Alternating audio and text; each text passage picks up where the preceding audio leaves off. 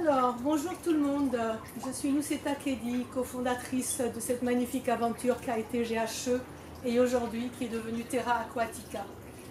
Cofondatrice avec William Texier et Laurence Bourque, le créateur de notre entreprise il y a en 1976 ou 15. Voilà, je suis ici aujourd'hui parce que j'ai voulu présenter les piments, notre collection, petite collection de piments.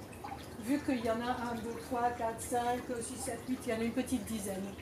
Nous nous sommes intéressés à cette plante tout à fait par hasard après avoir rencontré des Finlandais qui étaient collectionneurs de piments et grands amateurs et qui ont d'ailleurs toujours un site qui s'appelle Fatali.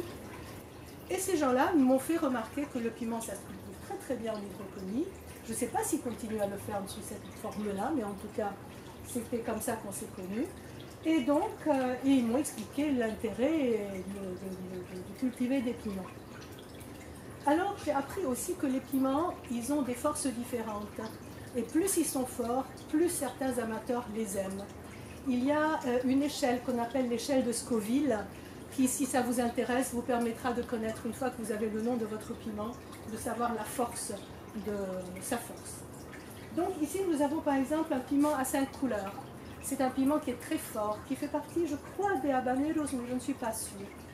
Vous verrez, si vous voyez sur un rapprochement, sur un zoom de la photo, que les feuilles ont des taches blanches.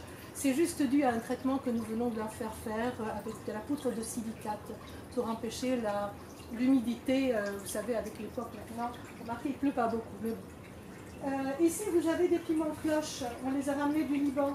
Toutes ces graines, en fait, on les a trouvées, rencontrées au gré des chemins et en fonction des goûts qu'avait la plante, eh bien, on les a ramenées ici. Et toutes ces graines sont là depuis des années et des années, sauf que bien sûr, tous les 2 ans, nous les renouvelons parce que sinon, enfin, elles n'ont pas une durée de vie suffisante pour rester 10 ans. Vous avez ici un piment chocolat, ça c'est un habanero très très fort. Là derrière, vous avez un autre qui s'appelle Granada Seasoning, qui est aussi un habanero très très fort. Là derrière, c'est un piment, je ne connais pas son nom, on l'appelle piment mexicain parce qu'on l'a ramené du Mexique. Là aussi, je ne me souviens plus son nom.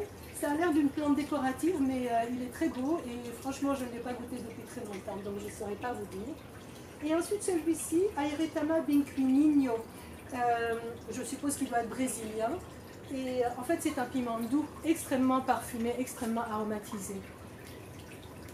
Voilà, j'avais envie de vous présenter ces plantes et vous dire que si vous êtes amateur de piment, plus ou moins fort, eh bien n'hésitez pas, ils poussent excellemment bien en hydroponie, bien sûr en bioponie, et vous pourrez ainsi les faire tester, les goûter vous-même et les faire tester à vos amis.